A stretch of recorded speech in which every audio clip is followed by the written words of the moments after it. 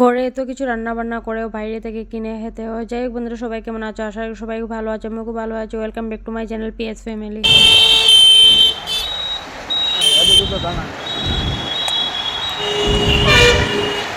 ঘরে ওই এত কিছু রান্না বান্না করেছি, তবুও ওদের খাওয়া হবে না, বুঝেছ? তার জন্য এখন ফিশ ফ্রাই নিল 2 পিস, ওর জন্য আর বন্ধুর জন্য। শুধু ওরা খাবে। আমাকে জিজ্ঞাসা করেছিল আমি কি খাবো। আমি বাইরের মাছ খাই না। না, ঘরে মাছ ফলিয়ে তারপরে খেতে। ঘরে মাছ নেওয়ার পরে আমি কতবার যে ধুয়ে, তারপরে একবার হলুদ পাউডার দিয়ে, তারপরে আবার নুন দিয়ে, তারপরে ধুয়ে ধুয়ে রান্না করি। তারপরে সার্ফ দিয়ে, ডিটারজেন্ট পাউডার দিয়ে, তারপরে সার্ফ দিয়ে আমি ধুয়ে রান্না করি। আমি বাইরের মাছ খাই না, আমার ভালো লাগে না। ওরা ধোয় কি না ধোয় তাও কোনো গ্যারেন্টি নেই।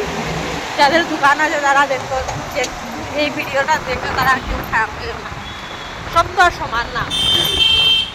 এই দোকানগুলো তো আমার মনে হয় না ভালোভাবে ধোয়াধুয়ি করে, কারণ ধোয়াধুয়ির কোনো জলই নেই। মানে জল থাকলে অল্প স্বল্প জল, যেগুলো হাত ধোয়ার জন্য থাকে সেই জল। তো এই জল দিয়ে আর কতটুকু ধোয়াধুয়ি করে, আর একটু ওগুলো মাছ থাকে, তাই আমি খাই না, আমার ভালো লাগে। অন্য কিছু খেয়ে নেই কিন্তু মাছ খাই না। ডিমটাও খেয়ে নেই কিন্তু মাছটা খাই না। ঘরের সবাই খাওয়া দাওয়া হয়ে গেছে, শুধু ওরা দুজনই খাওয়া দাওয়া করেনি। এখন 11টা বাজতে যাচ্ছে, আর এখন মাছ নিল, তারপরে গিয়ে খাওয়া দাওয়া করবে। ওরা হচ্ছে আম্বানির পরিবারের মানুষ।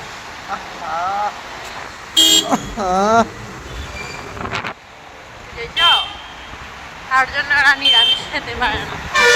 এই মানুষটাও সত্যি নিরামিষ খেতে পারে না। ডিম না হলেও লাগবে, মানে লাগবে। আর আমার নিরামিষটাই ভালো লাগে। ডিমটা এত একটা পছন্দ করি না। মাছটা এখন খাই, আগে তো খেতামই না। আর মাংস তো এখনো খাই না। আমার নিরামিষটাই ভালো লাগে। নিরামিষটা খুব ভালো খাই আমি।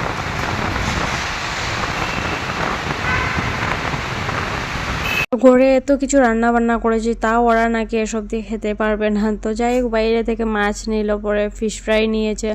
তোমরা দেখতেই পেলে, তোমাদেরকে দেখালাম যে ফার্স্টেই যে ভিডিওতে দেখালাম। তো ওরা এখান থেকে ফিশ ফ্রাই নিয়েছিল, দুটোই ফিশ ফ্রাই নিয়েছিল শুধু ওদের জন্য। আমাকে বলেছিল কিন্তু আমি বাইরের ফিশ ফ্রাই খাই না।